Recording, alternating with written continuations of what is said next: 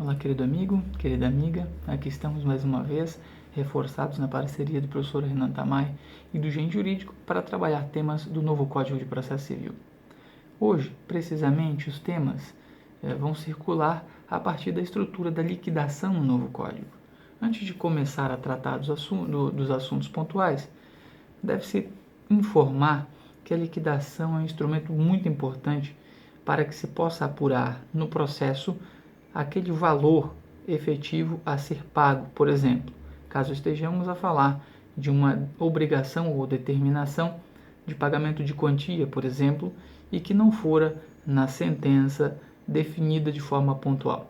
Pois bem, sabendo que as sentenças podem ser também genéricas e abertas a esse ponto, é importante pensarmos na estrutura da liquidação efetivamente existente para fazer valer o possível valor devido. Pois bem, a liquidação da sentença ela basicamente se estrutura a partir de duas possibilidades. Ou eu liquido por meio do que nós chamamos de liquidação por arbitramento, ou agora no novo código eu liquido por meio do procedimento comum.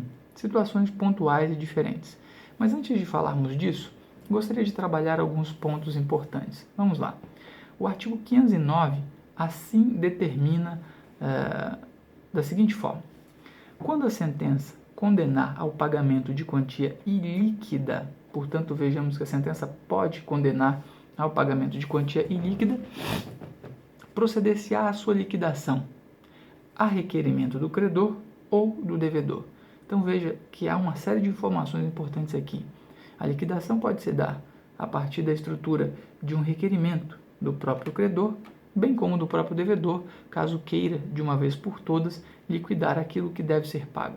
Então veja que a estrutura aqui do requerimento ela é bifásica, né? Posso trabalhar em relação aos dois sujeitos, tanto o credor como o devedor, para dar impulso à liquidação, visando sempre tornar líquida e então definida a determinação e obrigação de pagar, por exemplo. E aqui trago uma informação bastante importante de um julgado do STJ, da terceira turma, o recurso especial 85.837 de Minas. O ministro foi o Carlos Alberto Menezes Direito, e ele dizia que não são consideradas ilíquidas as obrigações em pecúnia, constantes de sentença, em que o valor devido pode ser obtido mediante simples aplicação de índice ou de indexadores de mercado, como, por exemplo, o salário mínimo, o índice de correção e assim vai. Então, deixe-se essa anotação importante. O artigo 509 ainda diz o seguinte, que essa liquidação, portanto, ela pode ser, inciso 1º, por arbitramento e inciso 2º, pelo procedimento comum. Agora, como distinguir uma da outra? Por arbitramento, inciso 1º, se dará quando, por exemplo, houver a determinação na própria sentença que se faça por este instrumento, ou ainda caso haja convenção entre as partes. E, por fim, caso a natureza do objeto ela exija essa modalidade de arbitramento. E o arbitramento, via de regra, se dá quando há a necessidade de um conhecimento técnico, via de regra, para que se possa liquidar o valor, por exemplo. Depois nós vamos trazer um julgado importante sobre esse aspecto. Do outro lado, o procedimento comum que está no inciso 2º há de se aplicar como um instrumento liquidatório quando estivermos falando da necessidade de alegar e provar aí então um fato novo, um fato que, portanto, traga uma potencial modificação no valor existente e já determinado por vezes na sentença, e que não se possa calcular de forma meramente aritmética. Esse é um outro ponto importante que se deve considerar.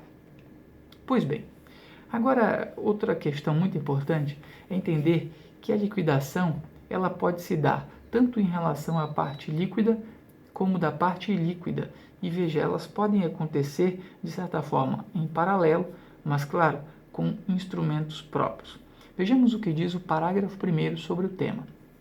Quando na sentença houver parte líquida, portanto já determinado o valor da prestação, por exemplo, e outra ilíquida que ainda pende e precisa de liquidação, ao credor é lícito promover simultaneamente, juntamente, a execução daquela, qual seja a daquela da que está já com a parte líquida, e, em autos apartados, a liquidação desta. Então, veja, Primeiro, se eu tenho uma sentença com parte líquida, eu posso executá-la, porque ela já está líquida. Não há qualquer dificuldade em relação a isso. Posso seguir a estrutura do cumprimento. Caso também nessa mesma sentença eu tenha um capítulo de sentença, por exemplo, que ainda penda de liquidez, eu preciso liquidá-la, eu, portanto, faço em autos apartados a liquidação desta, qual? Desta que precisa ser liquidada. Então, veja, da líquida, no procedimento próprio, já vou seguir no próprio procedimento a execução, porque ela é líquida, não preciso liquidá-la mais. E da ilíquida, preciso, portanto, liquidá-la, o que farei por liquidação em autos apartados. Então, isso é bastante importante para deixar muito clara a estrutura da liquidação. Bom, caso a liquidação, de outro lado, dependa de meras informações e cálculo aritmético, desde já se pode ultrapassar a fase de liquidação e ir para a fase do cumprimento. É exatamente isso que diz o parágrafo 2º do próprio dispositivo. Não vou perder muito tempo com ele, porque é muito singelo, no sentido de dizer que se depende de mero cálculo aritmético o fornecimento de valor, o credor pode promover desde logo o cumprimento da sentença. Então não há maior discussão quanto a isso. Outro aspecto que merece referência é a vedação de nova discussão das questões de mérito e da própria lide. Não temos mais espaço para isso na liquidação. Liquidação tem como finalidade unicamente encontrar, por exemplo, o valor efetivo devido. Nada mais. Não posso aqui discutir tese jurídica e nada desse tipo. É exatamente o que diz o parágrafo 4º do mesmo 509 que nós acabamos de conversar. Pois bem, agora vem um ponto importante, que é distinguir a estrutura do procedimento de cada uma das modalidades de liquidação, da liquidação por arbitramento e depois da liquidação pelo procedimento comum, que trabalha a questão do fato novo. Pois bem, vamos lá. Na liquidação por arbitramento, como nós já acabamos de ver, o procedimento dela está estruturado no 510. Veja lá. Na liquidação por arbitramento, o juiz intimará as partes para a apresentação de pareceres ou documentos elucidativos. A ideia aqui é formular o quanto mais possível elementos suficientes para bem apurar o quantum, né? E isso é importante, permitir às partes a juntada de pareceres técnicos, de sujeitos capacitados e que tenham habilidade própria para aquele mistério e que se sirvam como elementos para a formação do quantum, bem como documentos elucidativos. E diz mais o dispositivo: no prazo que fixar, no prazo que o próprio juiz determinar. E, caso não possa decidir de plano, o juiz então, não podendo decidir de plano, nomeia o perito, observando-se no que couber o procedimento da prova pericial. Então nós voltamos para a estrutura das provas, pegamos a estrutura de procedimento de formação da prova pericial e colheita da prova pericial e trazemos para cá. Porque aqui a ideia é exatamente essa: formar de forma sólida os elementos do quantum. E aqui trago também uma notícia do STJ, na terceira turma, que foi relatada pelo ministro Ari Pagendler, em um embargo de declaração, no agravo regimental 309.117 de São Paulo, que diz o seguinte: a liquidação por arbitramento é aquela que se faz cabível quando a aferição do valor devido depender de conhecimento técnico especializado, que desdobra da cultura geral, da cultura geral da pessoa comum. E veja-se, nesse sentido, a ideia é essa: vou utilizar a liquidação por arbitramento quando preciso de um conhecimento técnico especializado. E nessa situação pode-se, portanto, o juiz valer, inclusive, da prova pericial. E mais, né, essa especialidade, já foi decidido pelo STJ também, essa especialidade do perito, ela deve guardar relação direta com o objeto da perícia. Não posso ter um perito de engenharia da informática se a minha questão é uma questão de engenharia civil. Um pouco complicado, né? Exatamente foi nesse sentido que o STJ já decidiu, primeira turma, o recurso especial 253.072 de São Paulo, ministro Francisco Falcão. Por fim, outra modalidade importante é a liquidação pelo procedimento comum. Vejamos como funciona a estrutura do procedimento, que está no artigo 511, e diz o seguinte: na liquidação pelo procedimento comum, o juiz determinará a intimação do requerido E agora vem um aspecto importante, né? Na pessoa de seu advogado ou da sociedade de advogados, que a isso estiver vinculado, que é uma nova situação que o Código prevê, a intimação na pessoa da sociedade do advogado, querendo apresentar contestação no prazo de 15 dias. Então, caso se faça a liquidação pelo procedimento comum, o juiz então determina a intimação do requerido para que este se manifeste sobre a liquidação que há de se realizar pelo procedimento comum.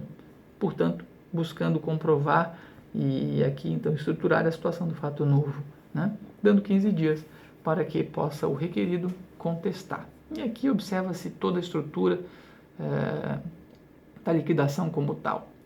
Por fim, não há grande novidade aqui, mas importante trazer a notícia de que a liquidação ela pode ser realizada também na pendência de recurso.